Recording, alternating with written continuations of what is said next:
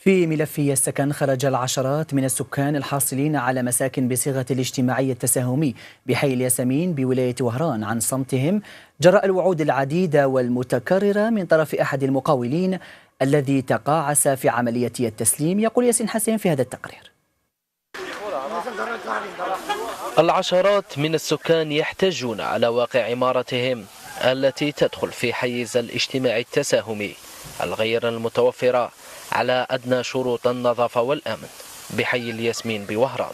من 2005 السيد هنا تنجم تقول شونتي الاري ما بداش كاع بليفيكتيف تاع 2 5 10. لا بروف راه صافي 12 ولا 11 راه حابس. ما كانش الماء، ما كانش الضوء، ما كانش، نقص من لي سوبرفيسي، كاليبع الحواني تقلعوا لي بيليي، ليكليراج، ما يا غيان.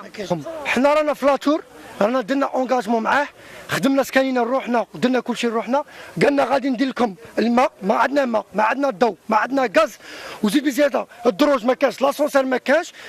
مطالب هؤلاء السكان وجهت للسلطة المحلية لضرورة التدخل في إيقاف هذا المقاول الذي تلاعب بالسكان، مع العلم أن الأجل المحددة للتسليم انتهت. احنا نطلبوا من السيد الوالي يجينا هنايا يشوف بعينيه شرا صاري فينا، الطوبات راهم يطلعوا معانا خويا تل الديار.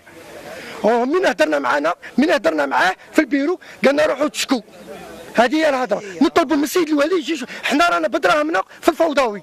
وكاين الناس اللي غادي تدخل تسكن وسكنت ديجا ما عندها والو، ما عندهاش تسمى الحاجه الضروريه غير موجوده. في انتظار تدخل الجهات الوصيه لايقاف مثل هذه التلاعبات السكنيه التي تؤثر في المواطن البسيط.